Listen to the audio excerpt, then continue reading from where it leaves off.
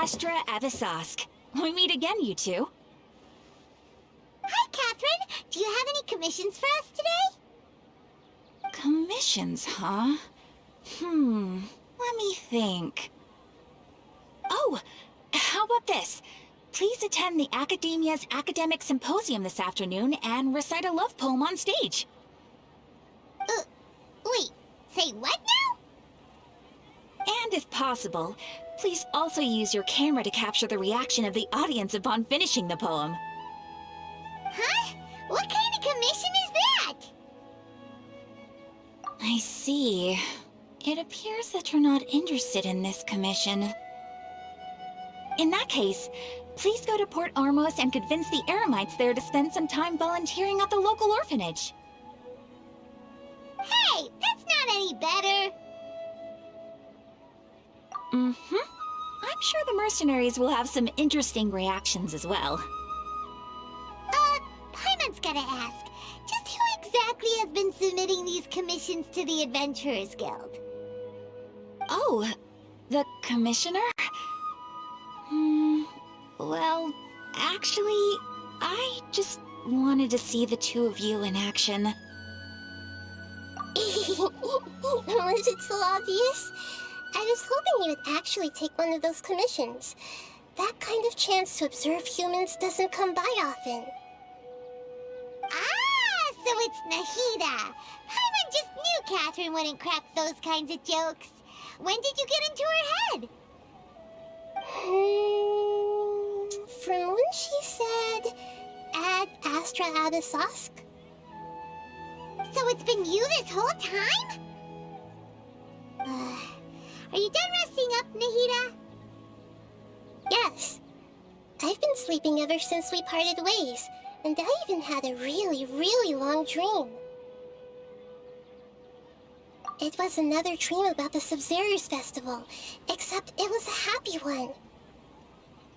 In my dream, I was sitting in the middle of a flower terrace, and everyone in Sumeru City was holding hands as they danced in circles around me.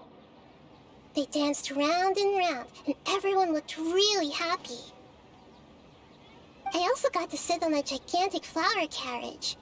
Ferris, the Knight of Flowers, raised me really, really high above the ground, and I was throwing an endless amount of Yalda candies at the children.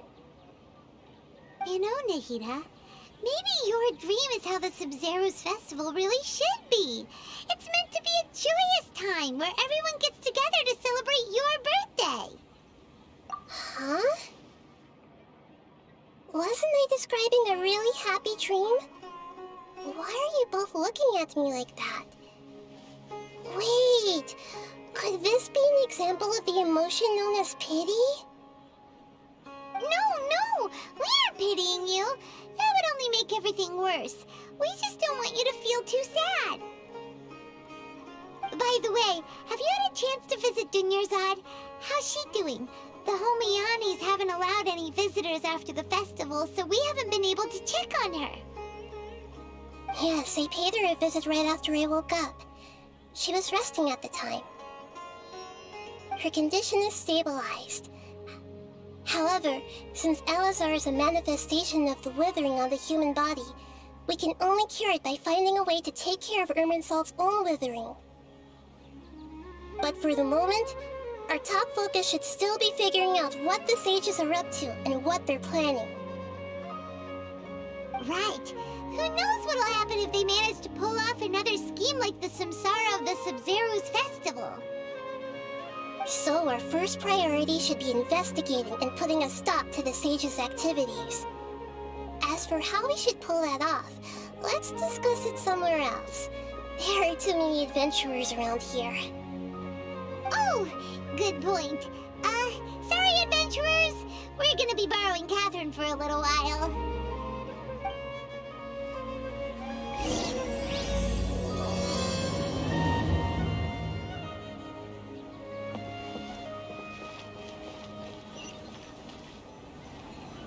Let's continue our chat here. Okay, so do you have any ideas on how we can investigate the sages, Nahida? Actually, I've already done a little bit of work on that. But for now, I want to hear your thoughts.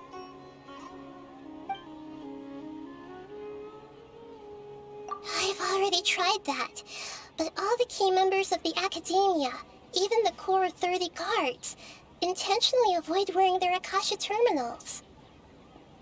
It seems that from the very beginning, they've been guarding against info leaks from the Akasha. Of course, it could also be because they're wary of me. Have you already caught the sage's attention? I'm guessing not yet, but distrusting me would make perfect sense if they've ever paid attention to the urban legends about me. In any case, I probably can't take over their minds directly.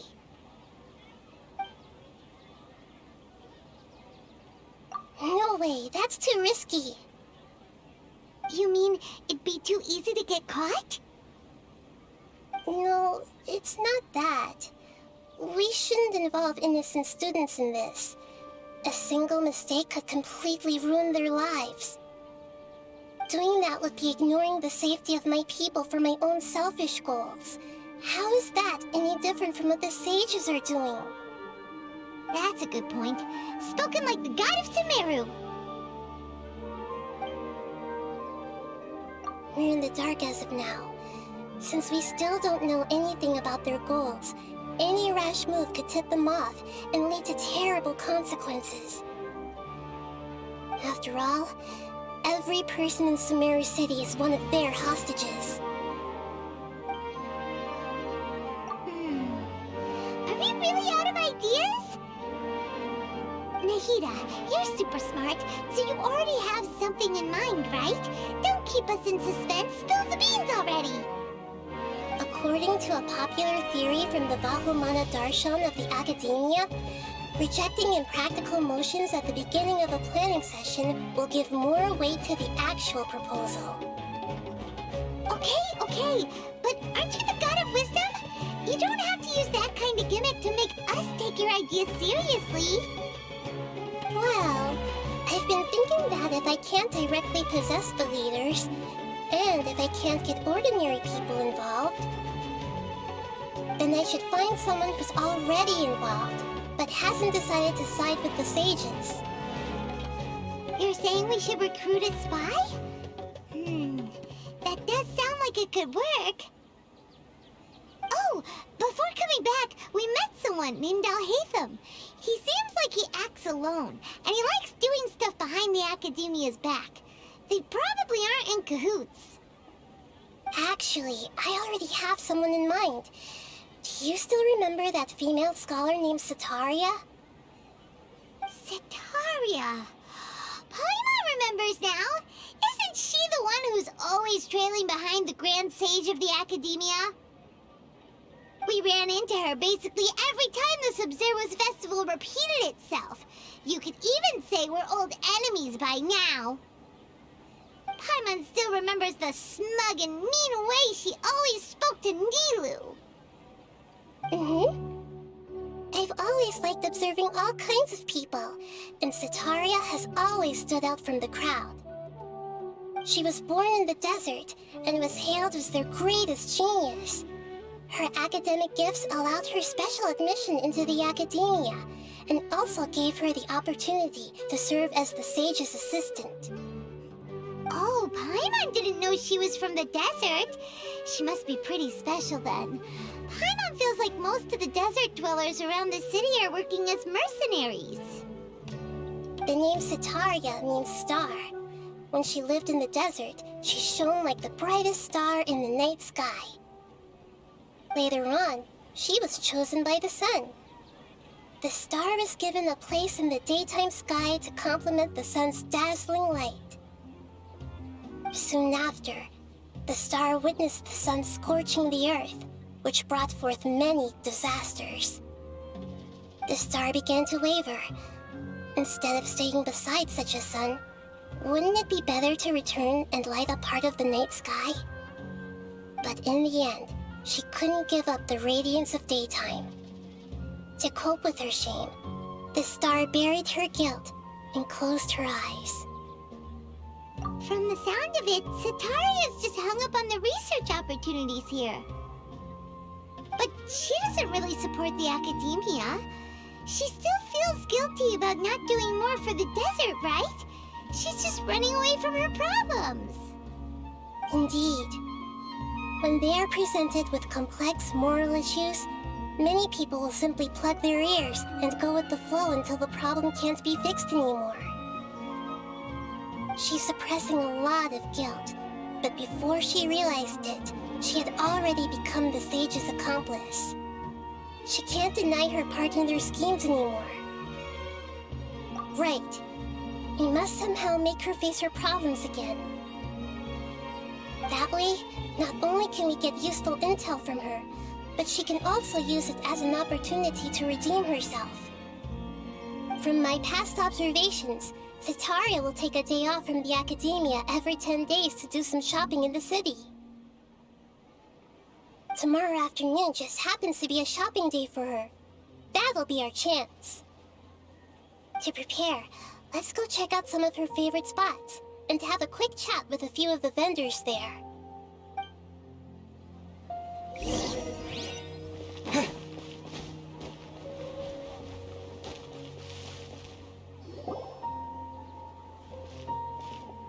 This should be Setaria's favorite fortune-telling spot. So should we ask the fortune teller about Setaria?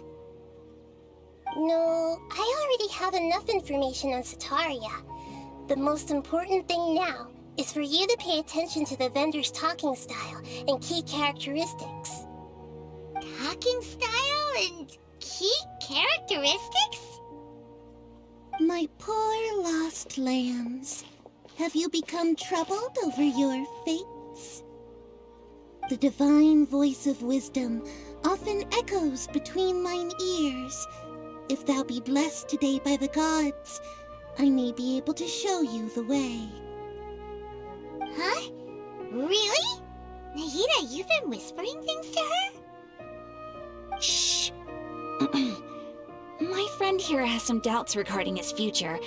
Can we get a fortune reading for him? Of course, of course. In that case...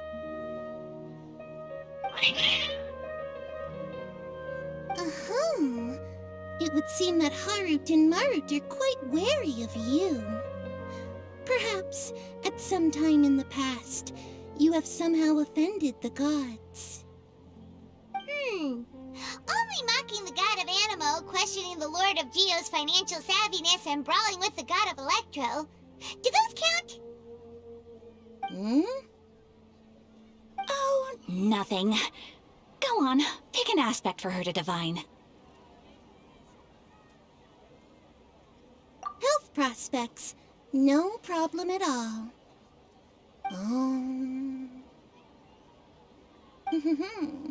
The gods have spoken. The truth shall be revealed. Your life shall continue on for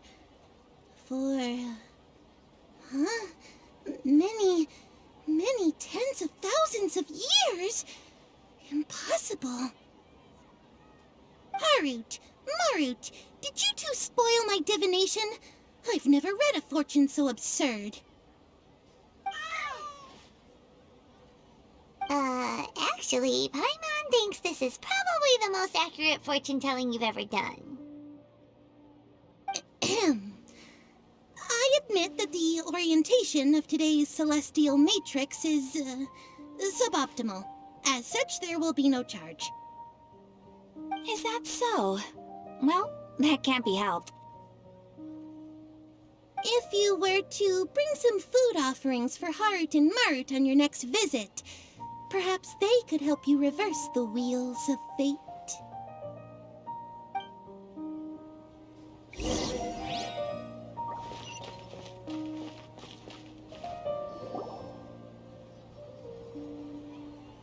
Is this another one of Setaria's favorite stalls? Yep, it belongs to a king. His father helped Setaria a lot when she first moved to Samari City, so she still comes by whenever she has time.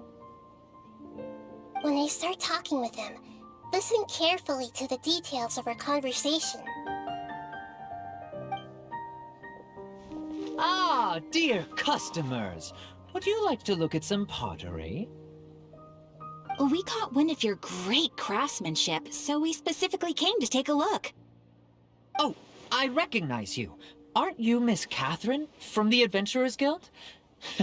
Sounds like I'm in for some big business. Speaking of, where did you learn this trade? I suppose you could say it all started with my dad. He's a mason by trade, but I picked up an interest in clay while apprenticing for him. After that, I began making pottery by myself in secret, and I simply changed trades when my works turned out well. Although it's a pity that I'm no longer making much use of the knowledge provided to me by the Akasha. That's nice. You're making a living doing something you love. So is your father still working as a mason? Oh no, not anymore. A few years back, he fell from a roof and broke his leg. Since he had already saved enough mora over all these years, he's just enjoying the retired life in Port Ormos nowadays. I see. We wish him peace and happiness in his retirement. I'll have someone in charge of logistics at the guild come by another day for some goods. We'll leave you to it. Take care now. No problem. Rest easy, all our goods are sure to meet your every need.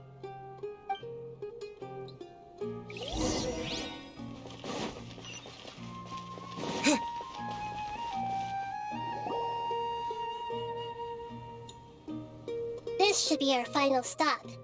Setaria is always thinking of this restaurant when she's working at the Akademie, so she always comes by whenever she's out in the city. Nahida, you've really thought of everything. It's my duty to protect Samaria's citizens, after all.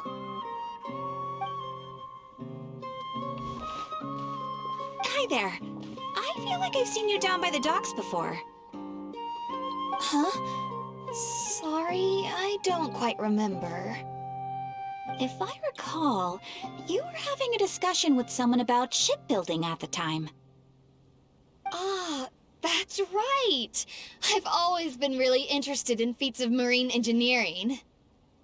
After all, I grew up in Liyue Harbor and spent my entire childhood staring at the ships going in and out of the port.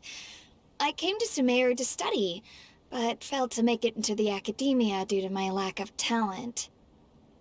But I'm still discussing all kinds of problems with different scholars, and I'm continuing to study and perform research from the restaurant's basement. I'm sure I'll get into the Akademie after their next round of exams. What an admirable spirit for learning! Amazing! Sure, but you'll find hardworking people wherever you go. So this restaurant has a basement as well? Huh. First I've heard of it. That's right. It's not usually open to patrons. Most of the time, employees use it for breaks or to hold private events. I see. Yes, that makes sense. Well, good luck with your studies, Miss Chishan. Thank you so much. As long as I can make it into the Akademie as an official student, I'll be happy.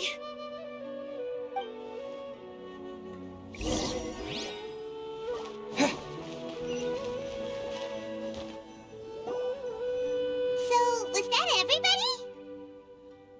Mm-hmm. 3 familiar faces should be enough for Setaria. What's the point of all the information we've collected? Nahida, you still haven't told us how you're planning to make Setaria face her problems. Setaria is already used to avoiding her problems, so we must find a way to break through her usual sensibilities. I remember that you mentioned that the Eremites in Port Ormos are all making a fuss about the upcoming resurrection of the Scarlet King. Although it's all just a boatload of nonsense, the faith of her homeland may turn out to be Setaria's soft spot. Oh, Paimon gets it now! You want to take advantage of the guilt Setaria feels about her homeland. Although she knows she should return home to help the people of the desert, all she's done is conspire with the sages. So,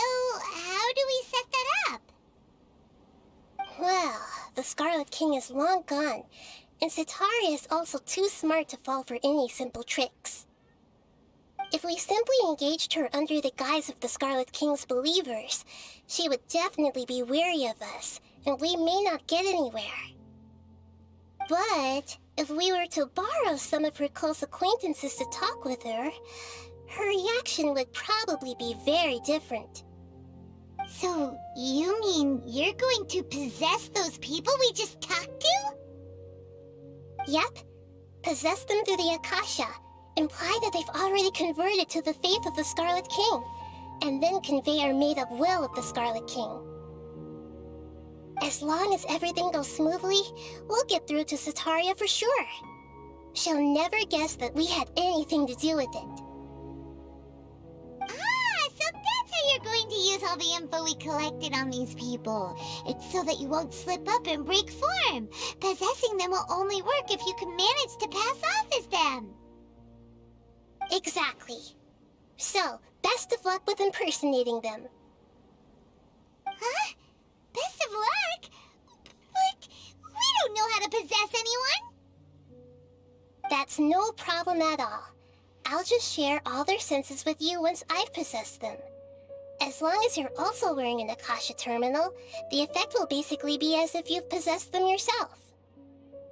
Huh. That is pretty convenient. But why does he have to do this? Can't you do it yourself? Although I've been observing humans for a while, I've never been good at imitating them. You're not wrong. It's always been painfully obvious whenever you try to pass as Katheryne. If it was at all possible, I would have preferred to leave these people alone. But seeing how things are now, I probably should just accept it and push on. Yeah, don't beat yourself up over it. We're only doing this to help everyone, and we'll only be borrowing them for a little while anyway. Alright, then let's give it a go tomorrow afternoon.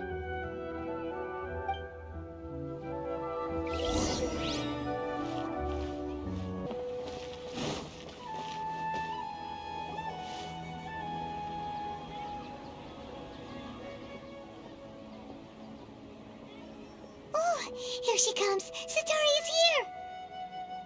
Let's quietly follow her. Once she starts talking to her acquaintances, we'll find a safe spot to begin possessing them. As for how we'll sway her to our side, I'll leave that to you.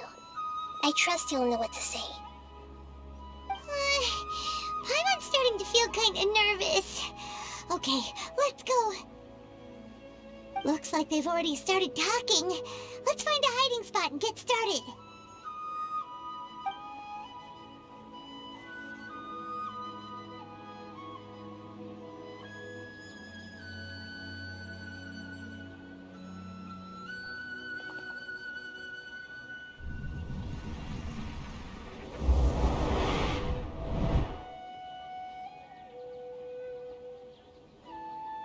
That's right. You really can't force anything when it comes to love. And besides, everyone around me has a very different background and outlook. Are you still listening to me, Nabia? Oh, of course I'm listening. You were talking about troubles with your love life, right? I heard everything you said. Okay then. You just seemed a little distracted for a moment there. Strange. Your cats seem pretty worked up. Is something wrong? I always thought they were quiet, happy kitties. Oh, what are their names again? Ah, that's right. They are just little darlings, aren't they? Harut and Marut. So, which fortune do you want me to read for you today? You must have come for another echo of the divine voice of wisdom. I'd like to get another reading on my love prospects, but to be perfectly honest with you, I feel like I've been a real mess recently. A mess? Well, Could you do a reading on how long it'll take me to finish my current project at work? I really just want to get it over with. I hear you. No problem at all. The gods will reveal the truth.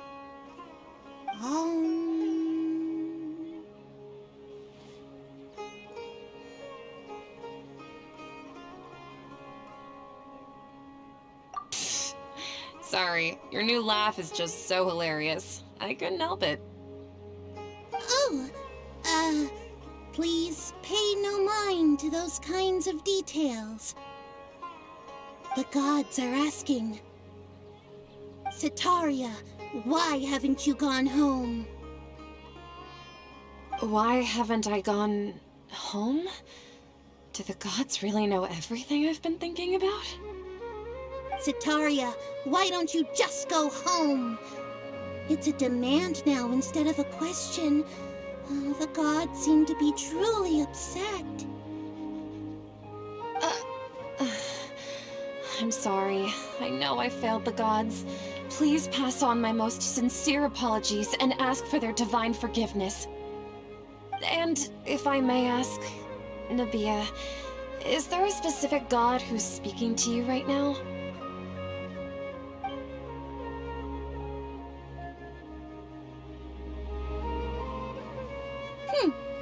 What an inconsiderate and naive question. The god who is speaking to me is, of course, the wisest and mightiest of all, the Scarlet King. The Scarlet King? No wonder he would make such a demand of me. Oh, wait a second. The Scarlet King passed away a long time ago. Even though news of the Scarlet King's resurrection has been spreading like wildfire, it's all just a misinformation campaign from the Akademie. How can the Scarlet King still exist in real life? What insolence! I am the Scarlet King's most loyal believer. Do you wish to refute his voice of wisdom? Oh, no. As a child of the desert, I am only reveling in his power upon learning that his divine glory has touched even this city. I will think very carefully about his demand of me. I'm sorry, I must go now. Wait!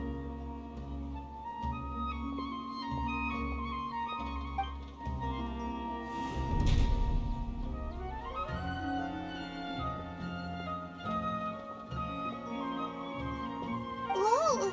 She just ran off in a hurry. She looked pretty upset, too. Well done. Setaria didn't seem to suspect anything amiss. To have something she's been trying desperately to avoid show up out of nowhere and berate her, that must have shaken her to the core.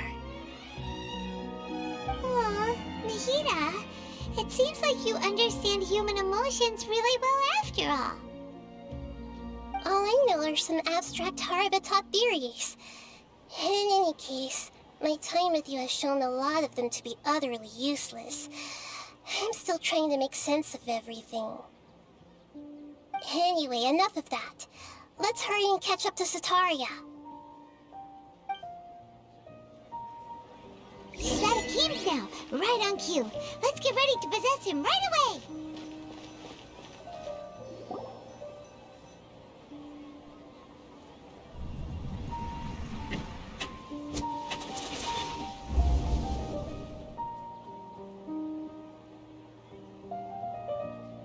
It's okay. I just got caught up in something.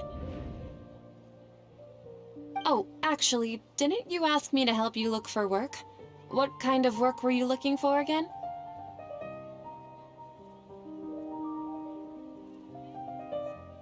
Gardening? But don't you hate everything to do with plants? I still remember getting mad at you for secretly throwing away the bonsai that I gave you as a present. You see, a friend told me that the secret to self-improvement is to work on things you're not so good at. Fair enough. I didn't think that was something you would consider. Speaking of, how's he doing? Is he feeling any better? Oh, that's good to hear. I have been thinking a lot about him. If I could get some more time off, I'd love to pay him a visit. Actually, while we're talking about him, is he still living in Port Ormos? Yeah, he's been retired there for a while. If you could find the time, please write him a letter. Please pass on that recently, faith in the Scarlet King has taken root in Port Ormos and has begun to spread across Sumeru. He has a quick temper and has always been a devout follower of the Dendro Archon. I don't want him to get into a fight with those Scarlet King believers because of a difference in beliefs. Oh? So, who are you siding with in all of this? The Academia or the Scarlet King?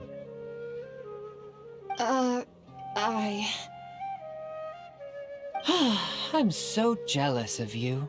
You were born a child of the desert, yet you chose to betray the Scarlet King, and now you spend all your time with those crooks from the Academia.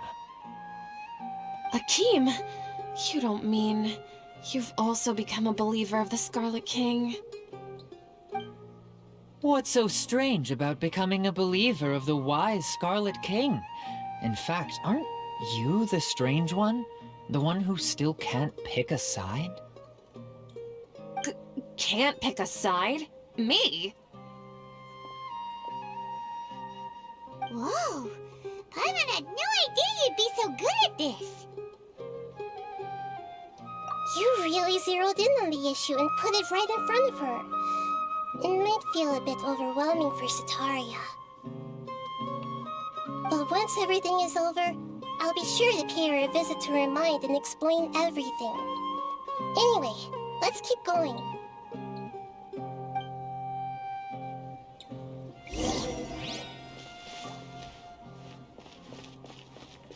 Come on! Setaria's already started talking with Shisha.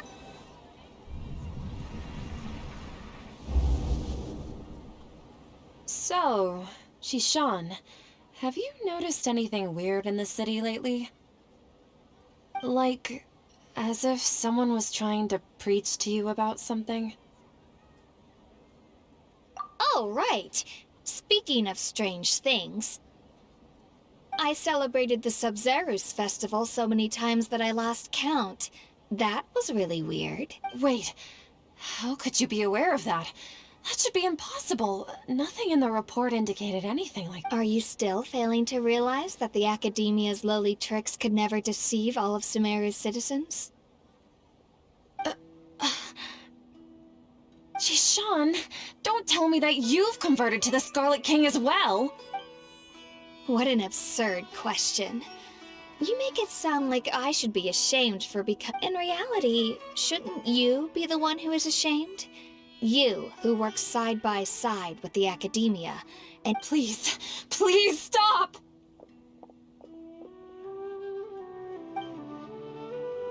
Even now, Setaria's still trying to run from her problems. She can no longer justify everything to herself. Hey, she's trying to talk to the guards! What should we do? This is the most important part of all. Quick, get ready. Mercenary, you're a member of the Corps of 30, correct? Please help me pass a message to the Matcha right away. Please, try to remain calm, miss. Tell me what's happening in the... Heretics are infiltrating the city, and they've already converted many residents to their side. Heretics? What kind of heresy are you talking about?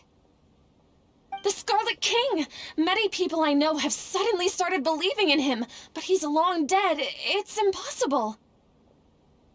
Miss Setaria, nothing is impossible. You know my name? The Scarlet King is immortal, and all who defy him will one day pay the price. You must face the truth, Setaria. You tread a treacherous path, and the longer you ignore it, the tighter the Academia's grasp on you will become, and the deeper you will be ensnared. Child of the Scarlet King, never forget that the desert that belongs to you lies elsewhere. What's so strange about becoming a believer of the wise Scarlet King? In fact, aren't you the strange one? The one who still can't pick a side? What an absurd question. You make it sound like I should be ashamed for becoming a believer of the Scarlet King. Setaria, why haven't you gone home?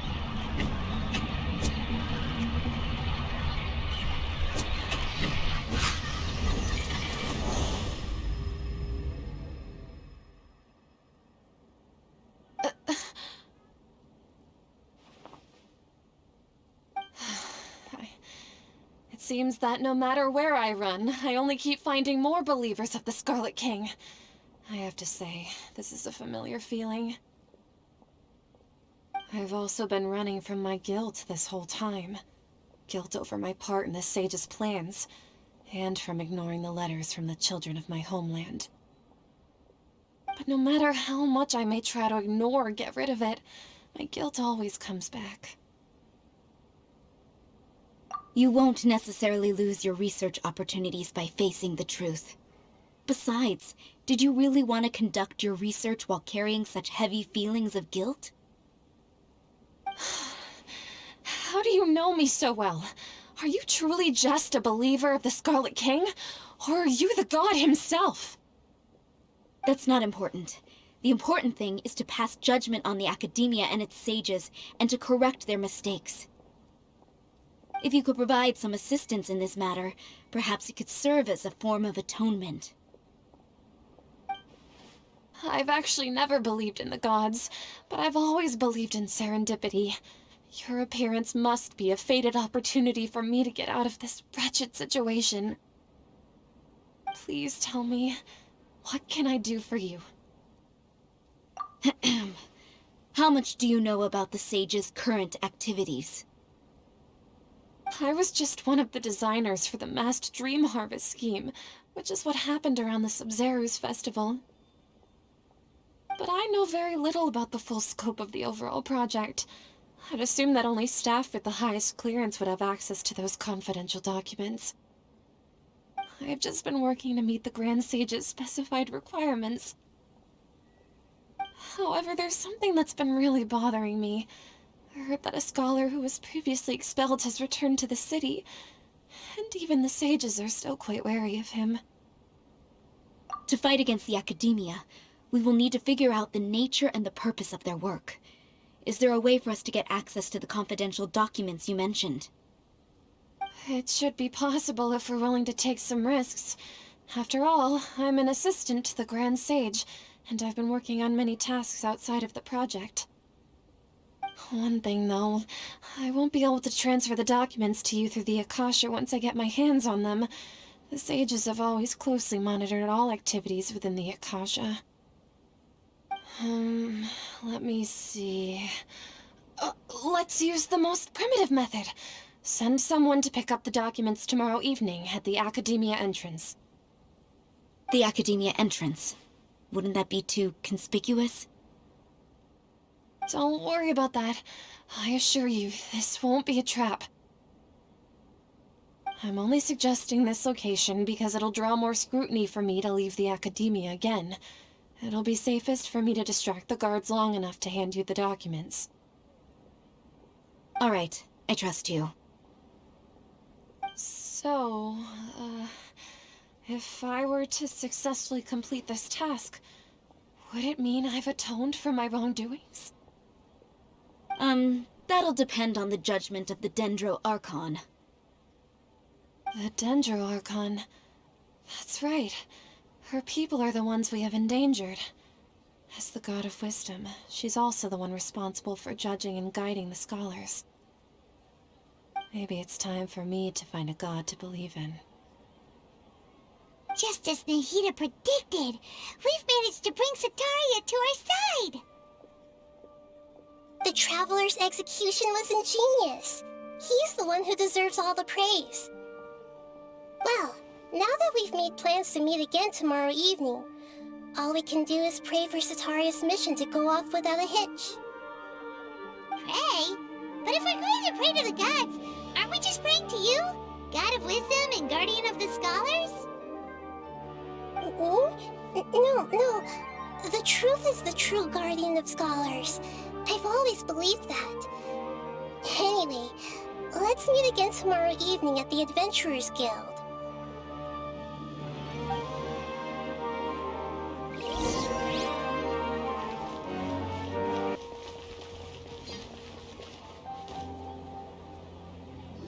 Catherine, we're here! Oh, you are the other Catherine, right? That's right. I suppose I'm the other Catherine in your mind. Shh! We're on a secret mission tonight, so we need to protect Catherine's identity. Yep, Paimon's right. We cannot fully rule out the chance that the meetup tonight is just a trap. If something were to happen, my existence may be the only trump card we'll be able to play. After all, the Academia should still be unable to confirm the existence of my consciousness in the outside world.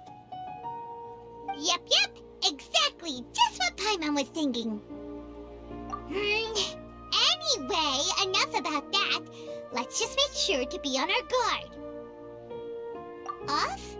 What do you feel is off? It's the middle of the night. Of course it's quiet. You're not getting paranoid, are you? No, I think he's right. It really is a lot quieter than usual. If you look around, there seems to be fewer people on the streets. I'm not sure if this is the case for the entire city, though. Huh. Maybe it's just a coincidence. Maybe Setaria figured out a way to not only distract the guards, but also to get everyone to go to sleep early, just so we can exchange the documents in peace. I also can't quite figure out why things feel a little off. But now that we're here, let's go ahead and meet her as we planned. Well, regardless, as long as you're here with us, Paimon feels a little safer.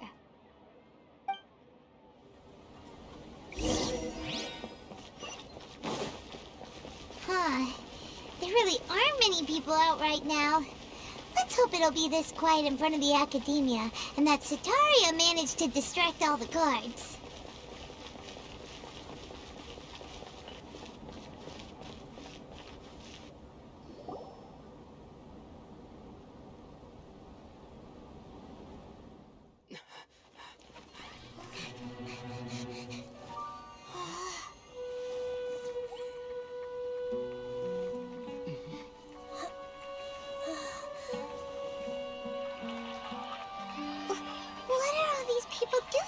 This hour of the night. Ah, the triumphant hero returns at last. And to a rather spectacular welcome, even if I do say so myself. You're the outcast, expelled from the Academia. Indeed I am. Although these days they tend to call me the Doctor.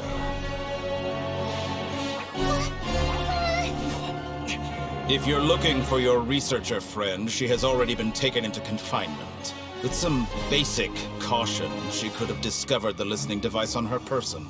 Clearly, she lacks the degree of rigor expected of a true scholar.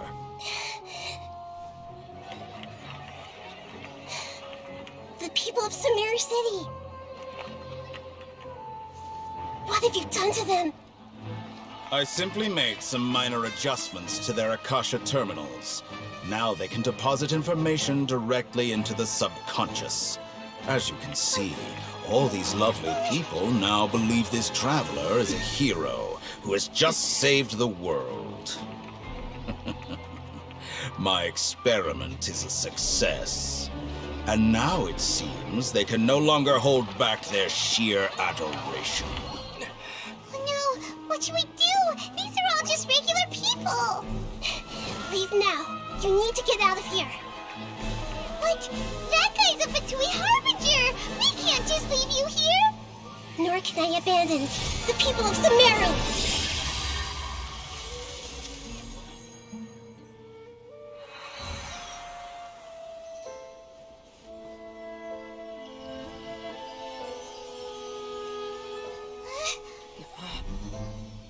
Don't worry.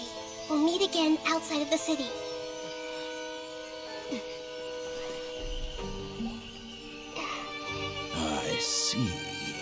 You appear to have overridden their mental faculties with your own consciousness. To possess such a powerful mind, you must be the god of wisdom.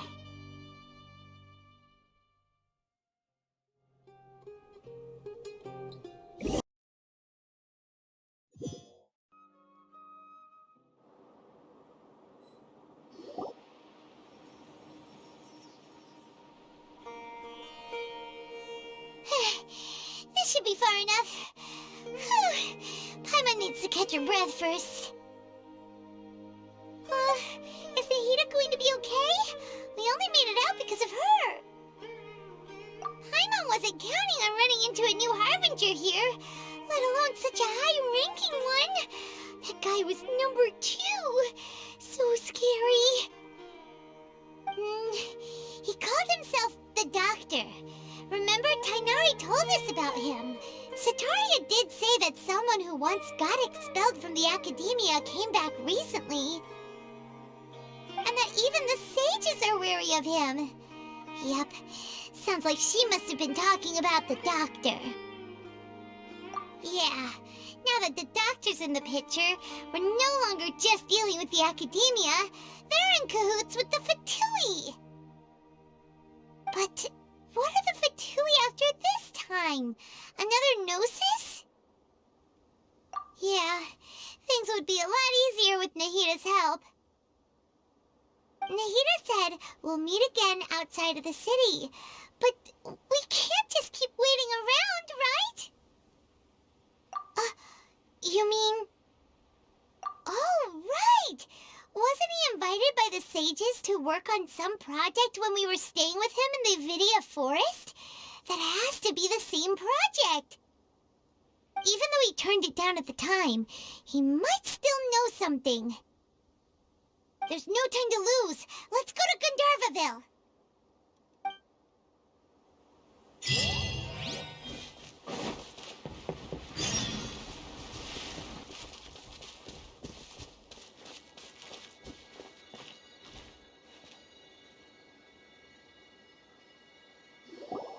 Hold it right there! A blonde-haired traveler and a floating fairy.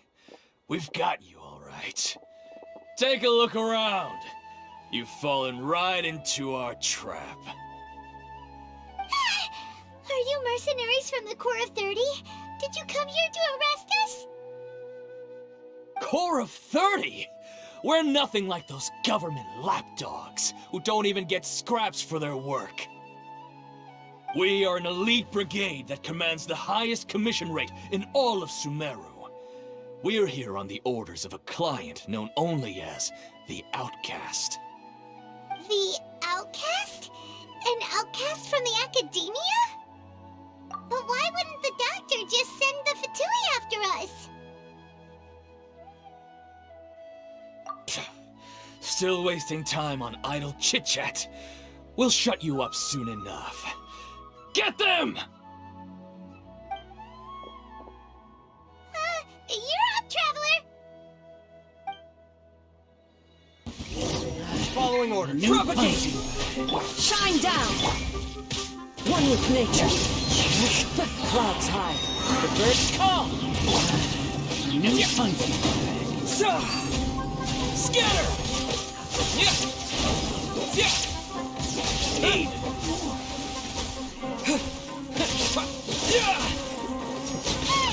It isn't over yet! Here comes reinforcements!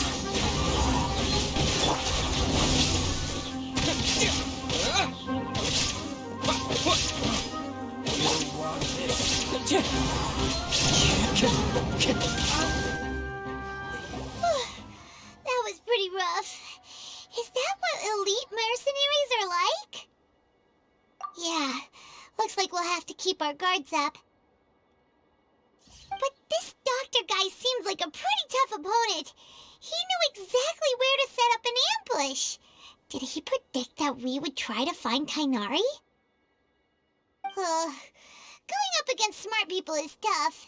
Anyway, let's keep going.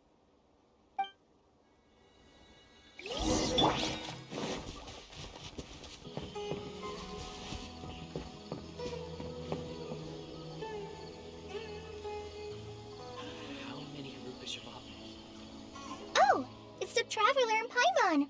What are you two doing back here? Kale! It's nice to see you again! Are you doing alright? To be honest, I'm not doing too well. My Elazar has been progressing at a faster rate lately. I'm finding it harder to complete more intricate tasks. As a result, Master Tighnari is taking me off the patrol schedule. He will only allow me to stay here and coordinate other people's tasks. Oh, Kale! Speaking of Tighnari, did he go off on patrol? We're here to talk to him! Oh, Master Tighnari? He just left the Avidia forest a little while ago. He was headed to Pardis Dyhai. He left? But isn't Tighnari always saying that he never wants to leave the Avidia forest? He even turned down the sage's invitation. I thought it was weird too. Master Tighnari always prioritizes his work as a forest watcher above everything. He almost never leaves his post. He left in a hurry this time, though. No, I only found out that he left through a message he left behind. He also made sure to delegate all his tasks using a schedule. To leave in such a hurry? I guess he had something urgent to take care of. Master Tighnari originally studied in the Amorta Darshan of the Akademia, and Pardis Dyhai is something like the Amorta's research base. Many rare shrubs and grasses have been planted there for research. I know that before he became a forest watcher, Master Tighnari once spent a long time conducting research at Pardis Dyhai. A research base, huh? Gotta wonder what kind of research Tighnari just decided to work on all of a sudden. Oh, we don't have a lot of time, so let's go look for him at Pardis Dyhai. Don't worry, I'm fine. I'm used to living with Elazar by now. If you run into Master Tighnari, please send him my regards. Got it. Will do. See you later, Kale.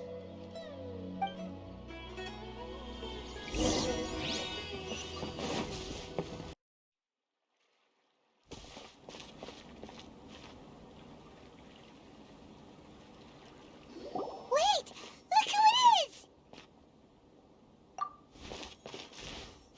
Thank goodness you're okay. We were so worried about you. Hey! This was supposed to be a touching reunion, but you're ruining the moment! Actually, it's very smart of the Traveler to be wary of me right now. After all, the Doctor has shown that his technology can apparently even control human minds. Plus, it's not like you could have known what happened after we split up and I was facing the Doctor by myself. Even a pool of stagnant water after a torrential storm can occasionally pass as a patch of sky. Paimon feels like only the real Nahida could come up with such an obscure analogy. Huh? But I wasn't trying to win your trust or anything. All I wanted was to clarify my point. Well, we understand that point now. Please, Nahida, tell us more about what happened. Are those poor people all right? When you left, I was still in the middle of restoring everyone's minds. Thankfully, when the Doctor mentioned depositing information into the subconscious, he didn't mean engraving information into their minds. Instead, he did something closer to creating hallucinations. That was still within my power to fix. Luckily, I managed to finish my restorations and mind jump away from him just as he was about to capture me. Whew. What a relief. The Doctor sure pulled out some hidden cards, but good thing we had Nahida with us. I wouldn't be relieved just yet. I gave away my true identity when I restored everyone's minds, which means we've lost another one of our trump cards.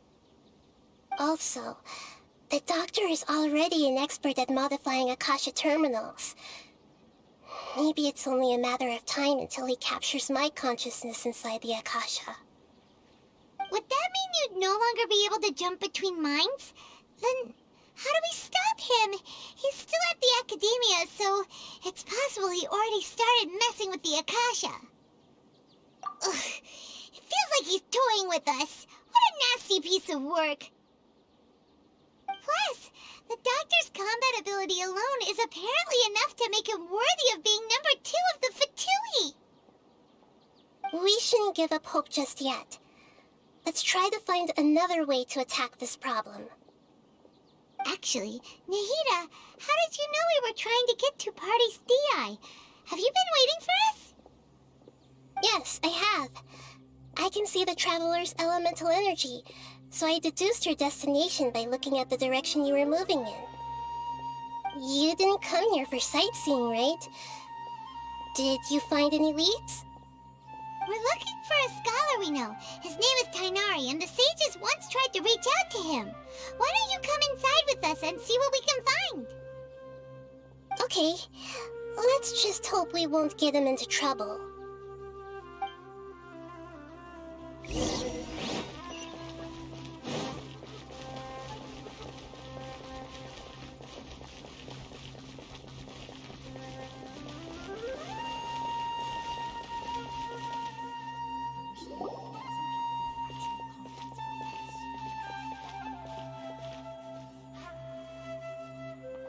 Traveler? It is you! Ah, the voice! It's Hypatia! Ah, what a pleasant surprise!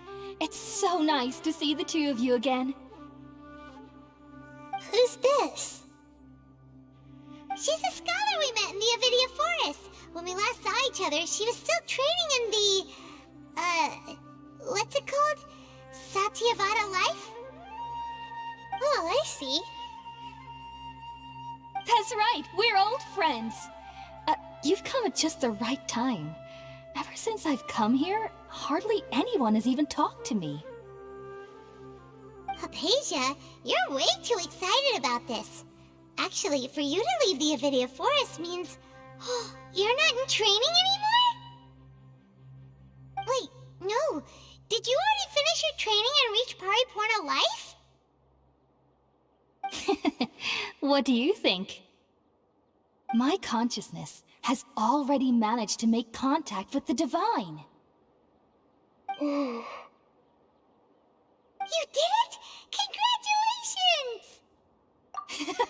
It's so exhilarating to share this sublime joy with others at long last. When my consciousness made contact with the gods, what a supreme and unparalleled experience that was. That sounds incredible! Oh, all right. Actually, please wait. I haven't forgotten my promise to you. Remember?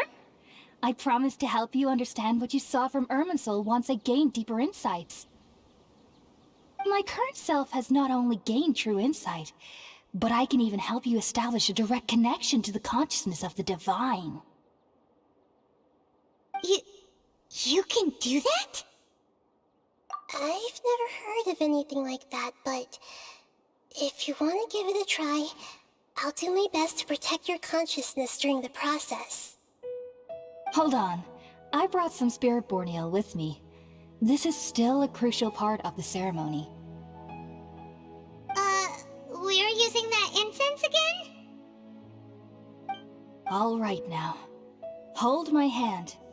I'll help you establish a pathway to connect your consciousness. Okay.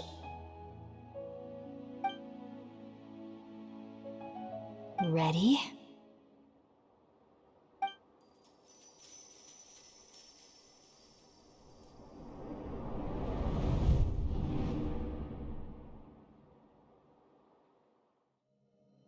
It took 3 betrayals for me to finally understand. The world is just an elaborate tapestry of lies.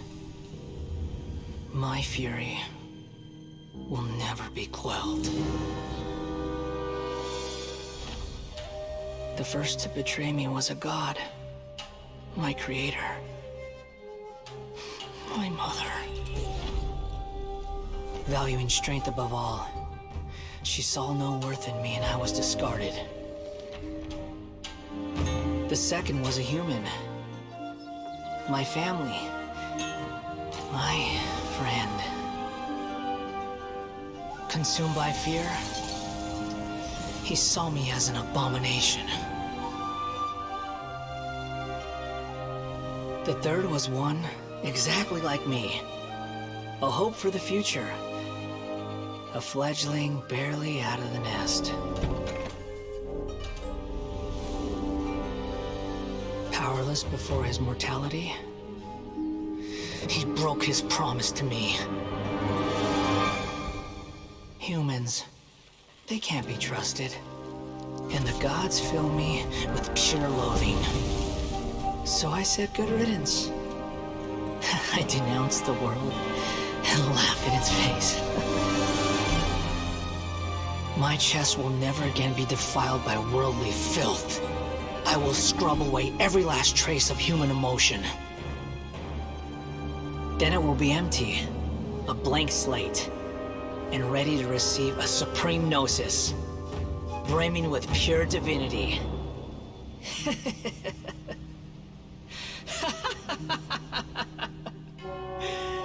There is no need to fear. The pain will be brief. Your era is coming to an end.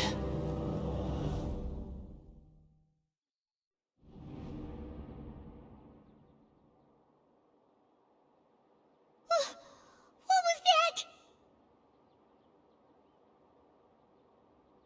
Did we actually just see the Balladier's memories?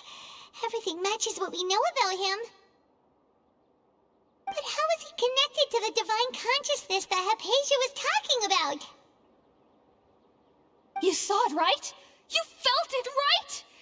Such a majestic god! Such a noble will!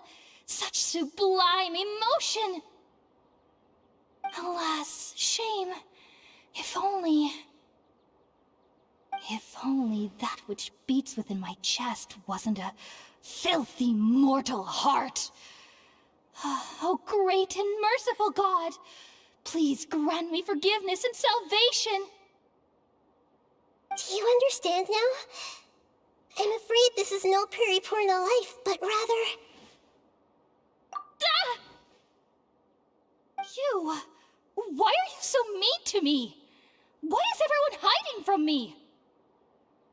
I found divine wisdom. Shouldn't I receive praise and honor? Haven't I uncovered that light in the darkness? Hypatia?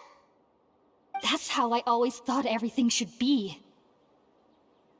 Wait. Have I already lost my mind?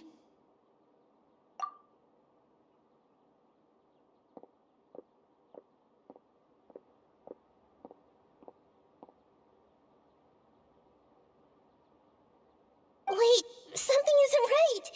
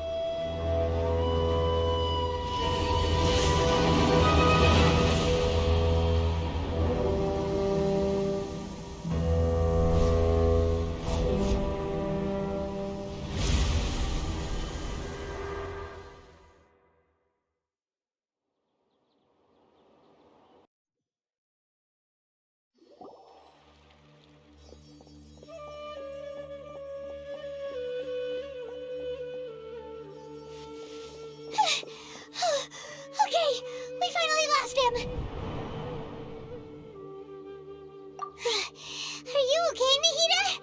Wait, no. Something feels different. You're back! Oh, the Traveler's back? Nahida was controlling your body for a while. It seemed like she jumped over to you as an emergency measure right before the Katheryne puppet was destroyed. After that, Tighnari heard the commotion and came over. He helped us defeat the mercenaries and then he ran with us all the way here. What? You swapped places? You mean your consciousness also went into Nahida's body? Wait, then where is Nahida's consciousness? Where is she now? I never imagined that an individual's consciousness could be transferred around like this. Had I not seen it with my own eyes, I would have never believed it. I don't think this can be achieved with current human technology. Also, while we were running, the consciousness in your body told me to pass on a message. She said, "The doctor has found a way to trap my consciousness, so I can't journey with you anymore." But even in a moonless night, a shower of starlight can still drown out illusions and lies. Oh no! Nahida's trapped in the sanctuary of Surasthana for good this time. Was that message all she left for us? It's pretty vague. Oh, that makes sense. Since the doctor captured her, she won't be able to say anything without him knowing. She's being extra careful.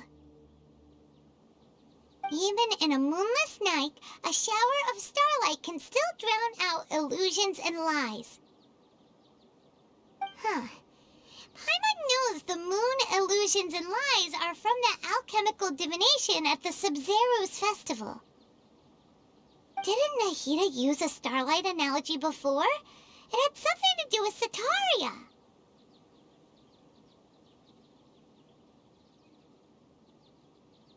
Oh, that makes a lot of sense. Huh.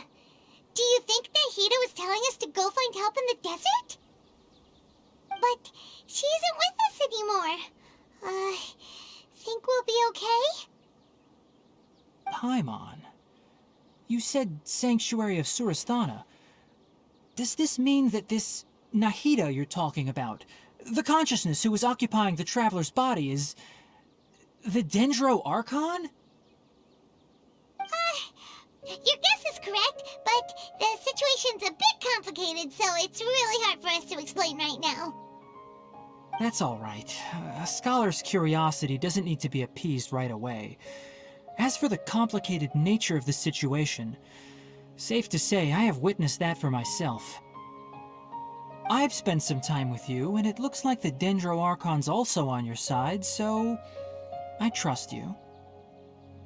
Thank you, Tighnari.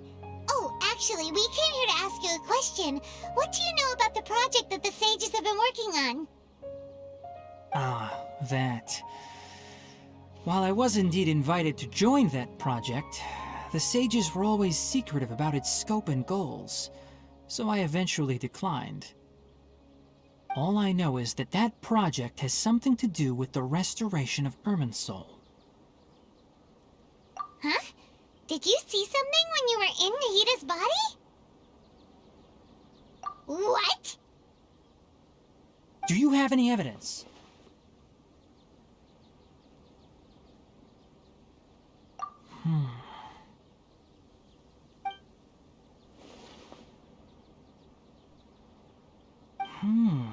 So that's what happened. That explains why Hypatia's symptoms were different from those of the other scholars who went mad. It's because she made contact with the consciousness of a new god who is still in the process of being born. Tighnari, did you leave the Avidia forest because of Hypatia? I did. I noticed Hypatia's mental anomalies, but since her symptoms were rather atypical, I secretly took her to Pardis Dyhai and began searching for a way to return her to her normal self. If I didn't take action, Hypatia would have already been taken by the Matra to the desert, doomed to a life of exile at Aaru village. Now that you mention it, I knew the Akademie has never thought particularly highly of Lesser Lord Kusanali, but But I still didn't expect them to do something as arrogant as creating a new god. Looks like I made the right decision by not accepting their invitation. The Doctor and the Balladeer. We have 2 Fatui Harbingers in Sumeru. Sounds like we're in for a bad time. From your description, I don't think they've completed their project. There may still be room for us to intervene. But then, what is the connection between creating a new god and restoring Irminsul? Yeah, it feels like we're still nowhere close to figuring out the Sage's goals. Right, we've pretty much gone over everything we need to know, so we should head out. How about you, Tighnari? What are you going to do? I'll stay here for now. I still want to try a few more things to help Hypatia. If you're planning to go into the desert, start by heading for Caravan Rabat. That'll be your fastest route. Come find me here if there's anything else I can do to help. May the spirit of wisdom go with you. Thanks, Tighnari. Hopefully Hypatia will feel better soon. We're off then.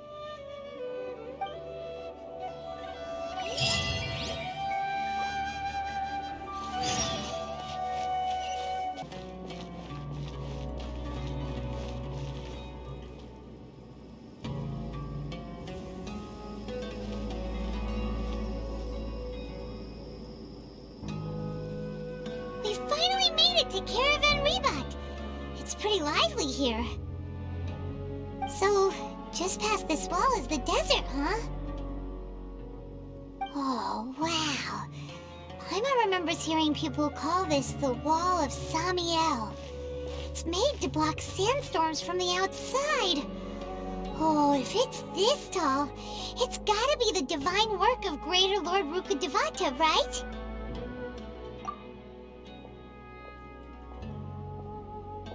Enough gawking. Come on, follow me. Huh? Over here.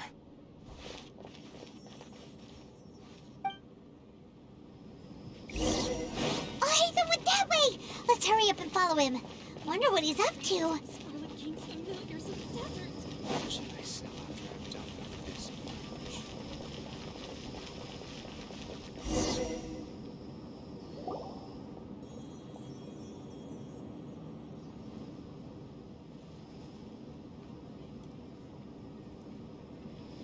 What the... Where did he go? How did we lose him? They were just here a second ago. More Eremite mercenaries? Who are they working for this time? Anyway, Traveler, it seems like we were being followed again. You were too careless. You should have noticed those hopeless amateurs trailing you a long time ago.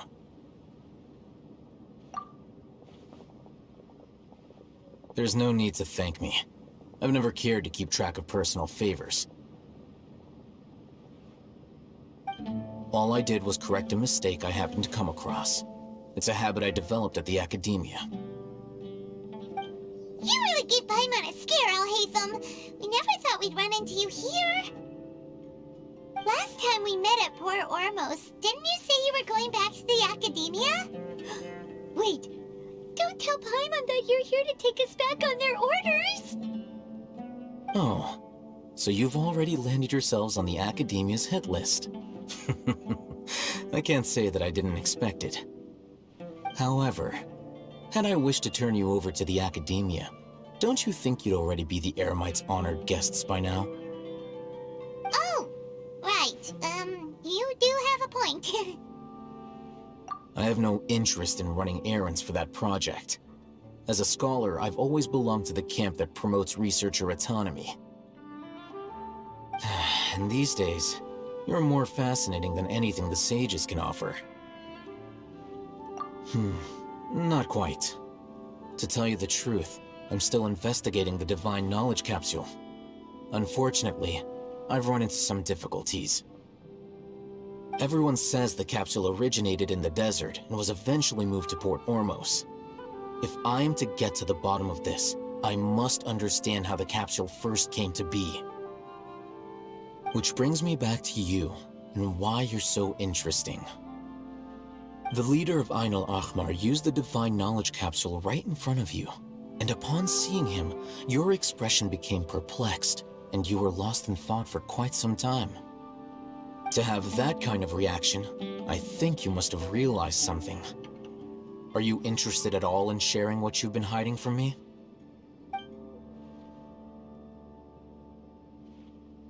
Haytham, you really have a ridiculous eye for detail.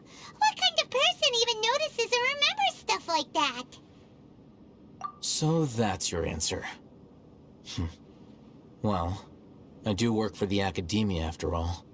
So considering that, it is indeed wise to keep your cards close to your chest. But that does prove you do have some undisclosed information about the Divine Knowledge Capsule. Am I right? No matter. Rather than simply learning the answers from you, I'd still prefer to investigate on my own.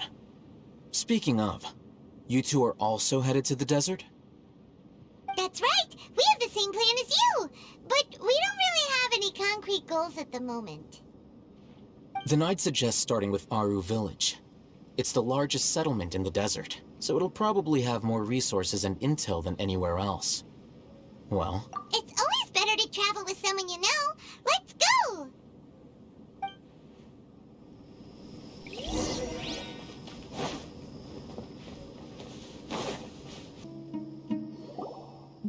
Before us lies Aaru Village, the safe haven of the desert folk.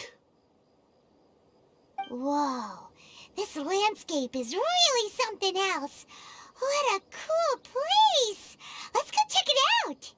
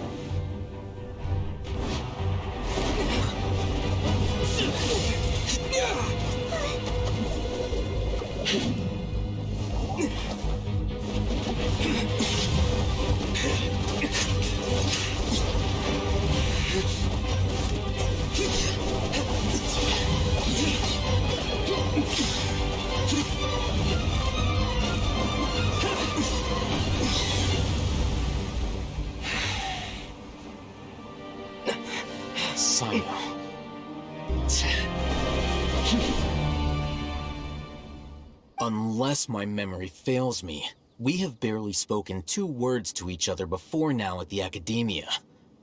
Would you care to enlighten me as to when and how I invited the General Mahamatra's wrath? Oh, Haytham. Do not think you can escape my judgment, just because you managed to escape my attack. Judgment? So that's how you'd characterize your actions here, is it? Or would elimination perhaps be a more accurate description? Had I used my full strength, not even this traveler would have been able to stop me. Though styled like an assassination, I sought only to ensure that my target would be unable to flee or resist. Standard practice for the Matra, as well you know. Seemed to me more like your own personal touch. Who is that, Al-Haytham? Did you call him General Mahamatra? Yes. General Mahamatra Sino, head of all the Matra at the Academia. He's a formidable hunter, and the ultimate nightmare for any who have committed academic crimes. You seem to have placed a lot of trust in Al-Haytham, to the point of blocking an attack for him. If I were you, I'd never choose to side with him. I wouldn't believe a single word that comes out of his mouth. I have been pursuing this scribe for a long time. I urge you, stand back and do not seek to defend him any longer. Otherwise, there will be consequences. Has Al-Haytham done something wrong? Paimon doesn't think he's as bad as you've made him out to be. I won't waste my breath explaining things. Hatham. I saw it during our fight. Take it out. The divine knowledge capsule you're hiding on your person. Unless you want me to retrieve it for myself. Very perceptive of you. Nothing escapes a Matra's senses.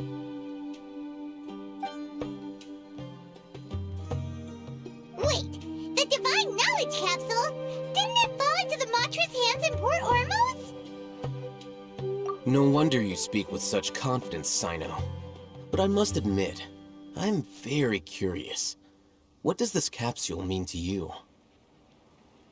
And why, as General Mahamatra of the Academia, are you all alone in the desert?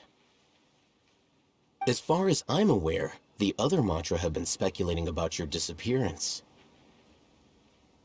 Have you been given a mission that's, let's say, morally dubious? If I was the real target of your mission, what was stopping you from simply using your authority and resources to judge me within the walls of the Academia? I should have known you'd be difficult to deal with. You two? Ugh! What you would do, Traveler? Paimon feels like we can't trust either of them! Ahem.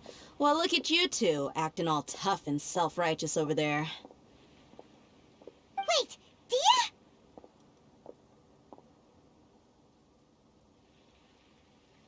Great! Finally, someone that we can trust! You gotta help us out here, otherwise these two are gonna start fighting again! Yeah, sure looks that way. Two giants from the Academia duking it out once and for all. Not something you get to see every day, that's for sure. Listen, I know you academic types love to fill up your big brains with self-righteous morality and lord your empty rules and virtues over each other. But how dare you bring your petty disputes into the safe haven of Aaru Village? It seems like someone's gonna have to beat some sense into your thick skulls until you finally learn to respect these grounds.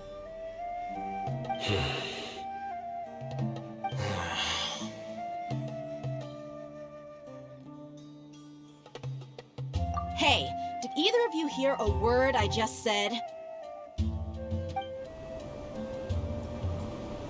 Whoa, what's going on?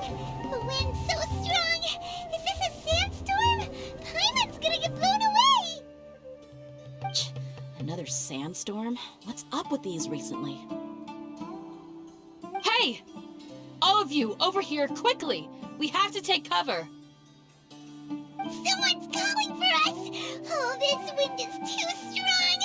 Let's get over there! That sounded like Candace. Come on, you two! Jeez, are all of you Academia folks such hard work? Move it! All right, stop yelling.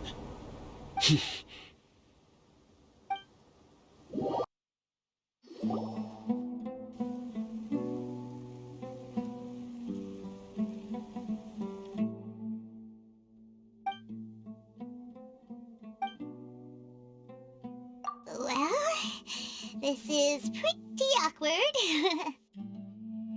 Hey, wanna play sardines with three people who wanna tear each other limb from limb? Sure, why not? Sounds fun. The air is so thick and heavy. Paimon can hardly keep floating anymore. My sincere apologies, everyone. This is the home of our village chief. I will have to ask you to make do with this small room until the sandstorm dies down. Please, let me introduce myself. I am Candace, protector of Aaru Village. Our savior has come at last! Nice to meet you, Candace. The name's Paimon. Thank you so much for helping us. There's no need to thank me. It's only right to help each other when the weather gets rough.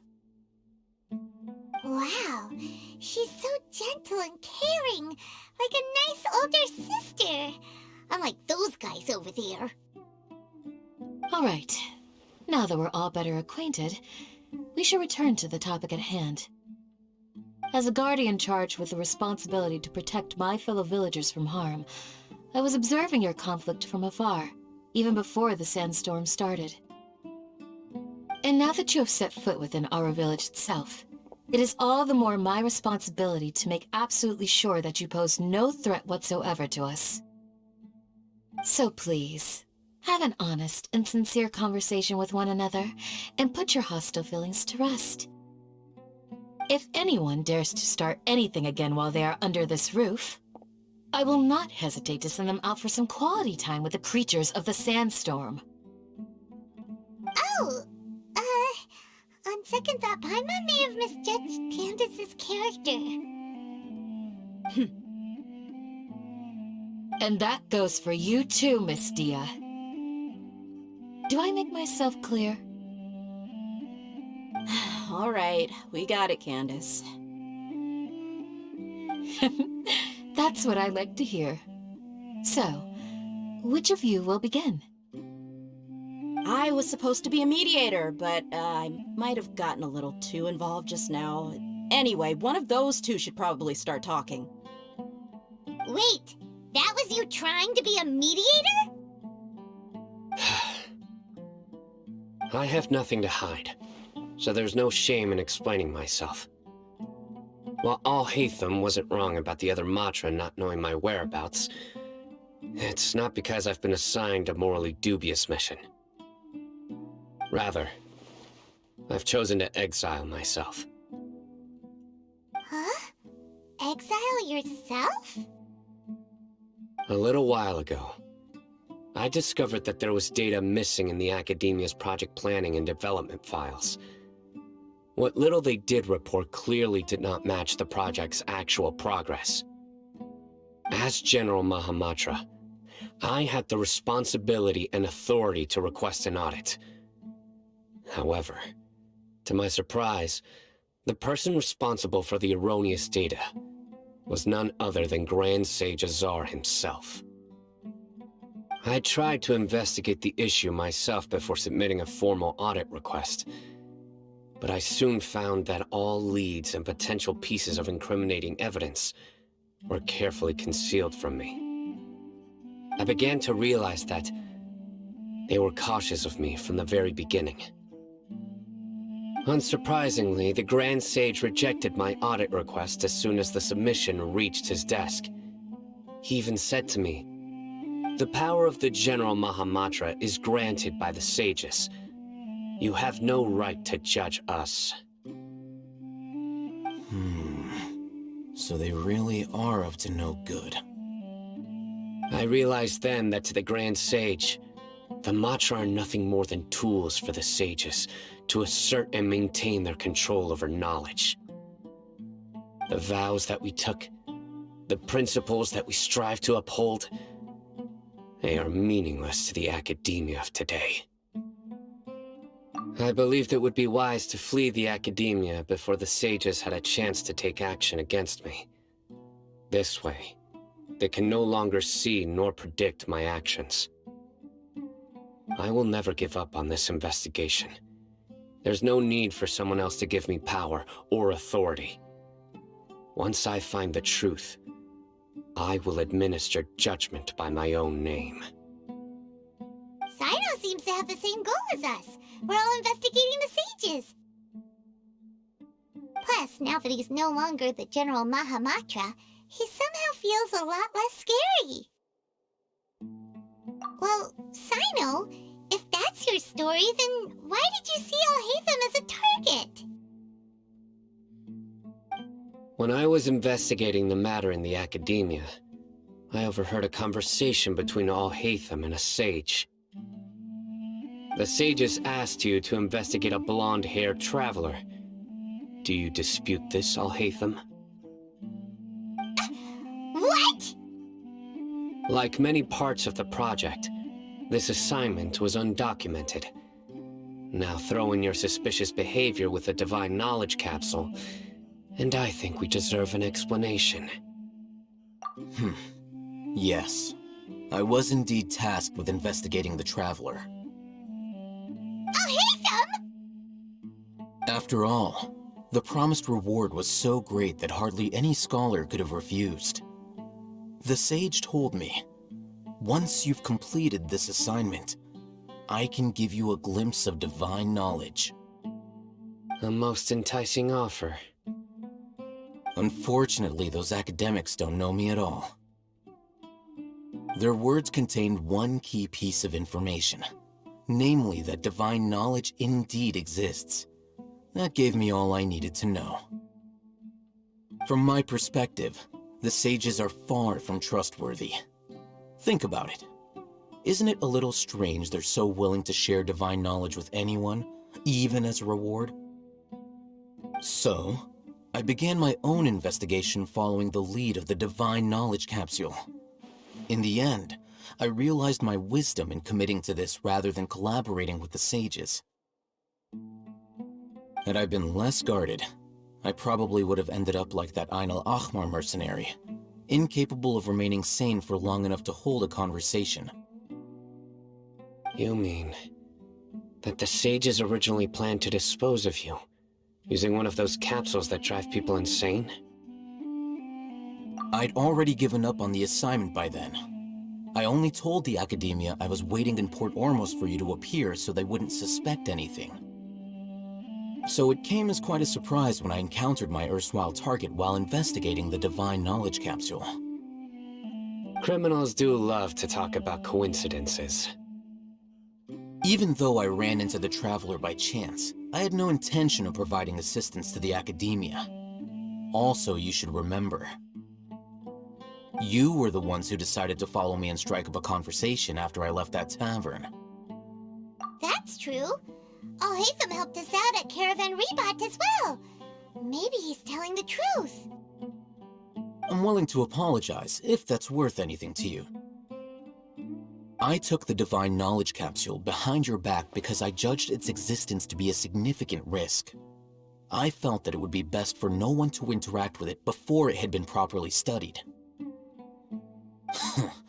After all, curiosity often proves to be the most dangerous thing in this land. You should be well aware, Scribe Al-Haytham, that curiosity can also lead you to danger and suspicion. Answer me this. Did the sages share any information about their project with you? Have I not made myself clear? You and I are both distrusted by the Academia. Do you really think they would tell me anything? Fine. Although you haven't completely proven your innocence, I won't regard you as an enemy, for now. As you wish. Good. I'm glad to see you two clearing up your misunderstandings. And now you, Dia. I believe it's your turn. Oh, sorry. Whatever the boys were talking about must have been so boring that I spaced out. My situation is pretty straightforward. My employer, Dunyarzad of the Homayani family, is friends with the Traveler and is currently recovering from her illness at home. I had nothing going on, so I decided to return to Aaru village for a visit. I was actually looking forward to a pretty exciting time getting back together with everyone here. But then I saw these two random guys in the middle of a pointless argument. It ticked me off, and things went downhill from there. Is that all? Well, I will admit that definitely sounds like your style. In that case, welcome back, Dia. That's more like it. I missed you all so much, Candace. Whoa! What was that sound? No need to worry. Now that you're no longer at each other's throats, please make yourselves at home. I'll take a quick trip outside to clear out some of those creatures in the sandstorm. Creatures? In the sandstorm? Are you sure you don't want some backup? Fighting in a sandstorm is not for the faint-hearted. Anyone without extensive training in these conditions is at a disadvantage. You needn't worry. Yeah, just leave them to Candace. Don't worry, she's as tough as they come.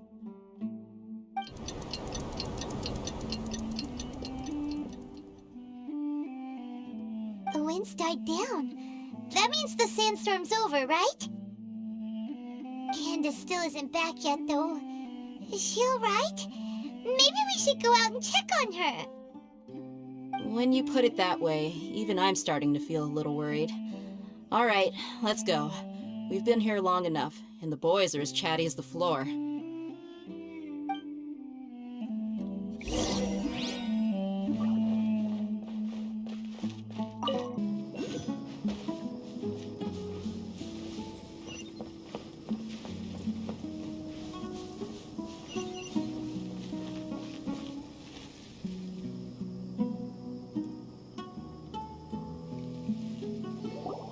Whoa! Candace, you're still fighting? You've been out here dealing with these creatures the entire time? Yes. They just keep coming in waves. I've lost count of how many I've defeated. Before I realized it, even the sandstorm had stopped. Here comes another wave! Leave this round to us. I got interrupted earlier, but now I have something to take my anger out on. It's been quite a while since I've seen the Flame Mane in action. I'll leave these to you then. I'll be sure to put on a good show. Let's go!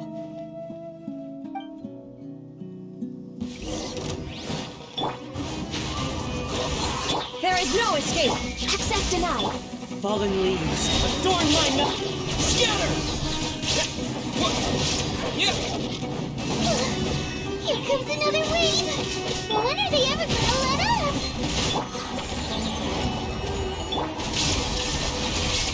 Now you shall perish! The creatures stopped appearing. Was that the last of them? What we fought just now was probably the aftermath of the sandstorm. So we should be safe for the time being. Well fought, everyone. No injuries, I hope. Huh? Who are you? Ah, my apologies. I haven't had a chance to greet you yet. I had my hands full taking care of the village's elderly and children. I am the chief of Aaru village. Everyone usually calls me Uncle Anpu. Sir, I am also originally from the desert, but I have not been back for some time now. May I ask if such sandstorms are common? I can't say they've always been common, but recently the storms have become increasingly severe and frequent. Besides sandstorms, we also occasionally get earthquakes. According to an investigator who stayed in the village a while ago, these unusual natural phenomena are related to the withering of Irminsul. Another effect of Irminsul's withering. So, Irminsul's withering causes withering zones in the forest, and sandstorms and earthquakes here in the desert? Everything in the natural world is inextricably connected to Irminsul. These regional symptoms can indeed be a reflection of Irminsul's present state. Everyone in Aaru village needs to take good care of themselves. Speaking of which, why haven't I seen a single village keeper since I got here? Village keeper? Who are they? Village guards like Candace? Does your curiosity know no bounds? Village Keeper is how Aaru village refers to mad scholars exiled here by the Akademie.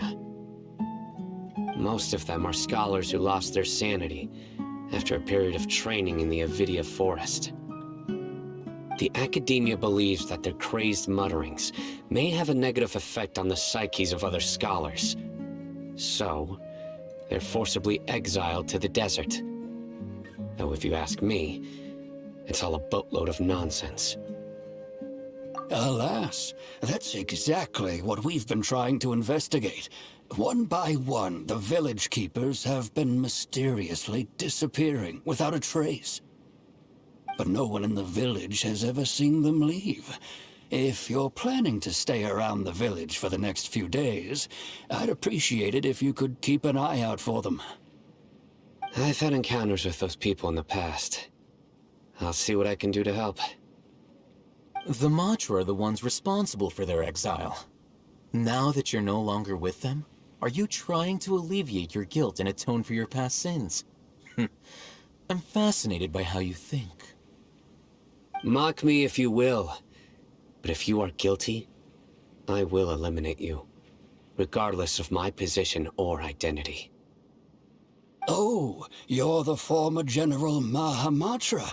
You must be an expert in these kinds of investigations. Thank you for your help. Is it because you're reminded of Hypatia? Oh, these poor scholars. First they lose their sanity, now this! We need to help get them back home, safe and sound. But, is it really a good idea to tag along with Sino? You seem like you really don't trust him. I'll be grateful for the assistance. No doubt you will do a better job than some of my former subordinates. Let's start by finding a spot to share what we know so far.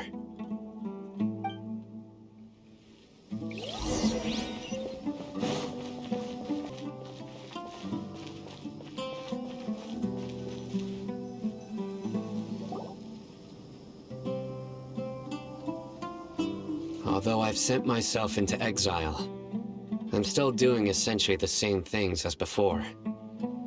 Do you still have any questions for me before we start our investigation? One of my former subordinates told me that this title has its origins in a strange incident. The Academia has long exiled mad scholars to Aaru village. A mysterious phenomenon exists here. When mad scholars first arrive, they are as incoherent and deranged as before. But after spending some time here, they invariably begin to calm down. Initially, the people of Aaru village greatly resented having to take in the mad scholars. But a strange incident one night changed that. Aaru village was struck by the strongest earthquake in living memory. Seeing buildings on the verge of collapse all around him, the then chief of the village was preparing to take everyone to safety. Suddenly, he noticed a mad scholar crouching in a corner, caressing the ground with his hands. A soft, green light radiated from him, like a divine glow against the backdrop of night. Despite the powerful tremors that ripped through the ground that night, all the houses remained upright, almost as if they had grown roots reaching deep into the ground. In the end, not a single building collapsed, and no one was hurt. After that, the people of Aaru village treated the mad scholars with greater kindness, and began to refer to them as the village keepers. A soft green light? A mad scholar protecting Aaru village? What do you make of it, Traveler? Paimon thinks so too. Actually, Sino, do you know if any of the mad scholars continued to wear their Akasha terminals at Aaru village? In theory, they would continue wearing them so the Academia could still monitor their activities. With that said, the main Akasha system would no longer have any interaction with them. Oh, no wonder! Everything makes sense then! Add in the fact that they calmed down, it was probably Nahida who calmed them. If you are able to draw a conclusion from this one story alone, then it appears you possess much more information than I do. So, what do you make of the story? Really? Lesser Lord Kusanali. What? You don't believe us? Lesser Lord Kusanali was definitely using the Akasha to give her power to the mad scholars! No, it's not so much that I don't believe you. I'm just struck by your reasoning. Lesser Lord Kusanali, the current Dendro Archon, is she really active in Sumeru? The Academia has always placed far greater importance on the late Greater Lord Rukkhadevata. They've more or less ignored Lesser Lord Kusanali, and I've never had any reason to doubt their views. In addition, I've never heard any stories about Lesser Lord Kusanali and her deeds. To me, she might as well have been a god that never existed. No way! Nahida definitely exists! She's a... how should Paimon put it? She's a good Archon who's kind and wise, even if she says weird stuff sometimes. I've spent many years interrogating criminals, so I can easily tell when someone is lying. Good! Then you should know that we're telling the truth! That look in your eyes. I've never seen that from a liar. You two really must have met Lesser Lord Kusanali. How can this be? To think, our Archon has been amongst us this entire time. Alright, now it's our turn to put our skills to good use for this investigation. But easier said than done, especially since we don't have any leads. Maybe we can start by knocking on some doors. Excuse me, are you here to help me find my grandpa? Huh? Who are you? By the sounds of it, a resident of this village. My name is Isak. You'll help me find my grandpa, right? Is your grandpa a mad scholar? Hey, don't say that. Grandpa is just Grandpa. Why do you have to call him that? It's not like he's a bad person or anything. The person you're referring to is not a local, yet you are. Why do you call him Grandpa? Grandpa is just Grandpa. He's my family. I heard everything you said to the village chief. Please, you gotta take me with you. I want to find my grandpa. I swear I'll help. I won't be a nuisance. Ah, so you're the one who was eavesdropping on us around the village chief's house. I was planning to go out and take care of whoever it was, but I had a vague feeling that they didn't harbor any ill intent. Whoa. Hatham wasn't kidding about Matra having sharp senses. Sino, he's just a kid. All he wants is to find his grandpa. Let's find a way to help him. Sorry, I was only listening in because I wanted to know where Grandpa went. Honest. If you don't believe me, you can ask Miss Candace. All right. But first, let's confirm the facts with Candace.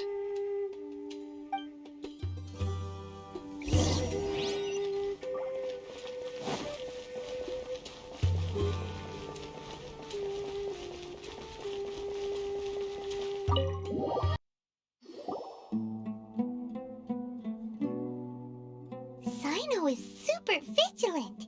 Is this what all the Matra are like? Ah, you're back already. We just wanted to confirm something with you. Do you know a boy by the name of Isak? I had a feeling he'd go looking for you. Huh? You knew this would happen? Yes. Although he tried his best to stay hidden, I still noticed him eavesdropping outside the window. He really wants to get his grandfather back. Isak's parents were both Aramite mercenaries who rarely returned to the village after finding employment in the city. He was raised by his grandfather. Unfortunately, it was only a few years before his grandpa passed away.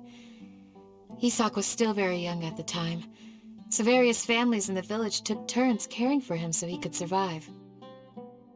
Later, an elderly mad scholar arrived at the village. Isak thought the scholar bore a striking resemblance to his grandfather, and thus often spied on the man.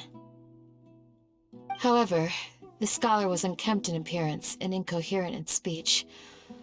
Although Isak referred to the man as his grandpa, he was afraid and didn't dare to approach him. One summer night, the oft mumbling and bumbling grandpa suddenly calmed down and seemed to become more lucid. He even noticed Isak hiding in the distance. So Grandpa walked up to Isak and patted him on the head. He even took Isak to the entrance of the village, where he patiently taught the boy the names of the stars, and accompanied Isak until he fell asleep.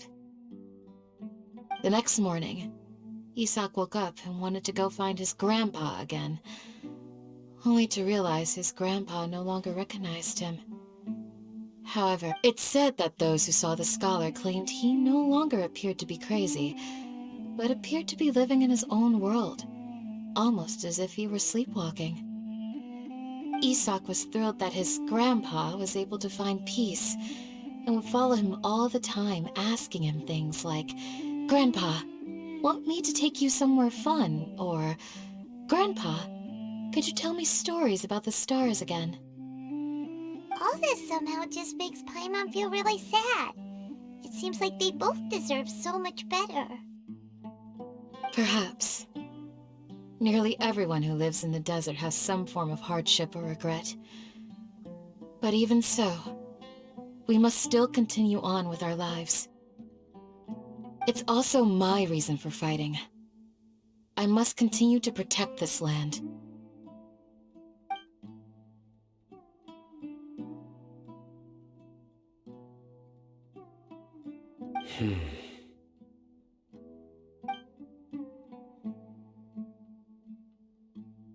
Maybe the people have always had a considerate god watching over them. Huh? What did you say, Sino? No, nothing.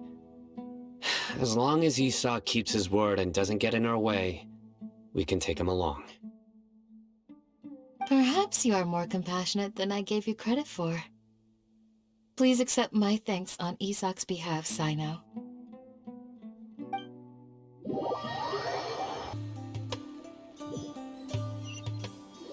Hey, Isak! Oh, it's you guys! We've cleared everything up! Let's go find your grandpa! Really? Wow! Thank you so much! Yeah! All right. Let's ask the local residents some questions first.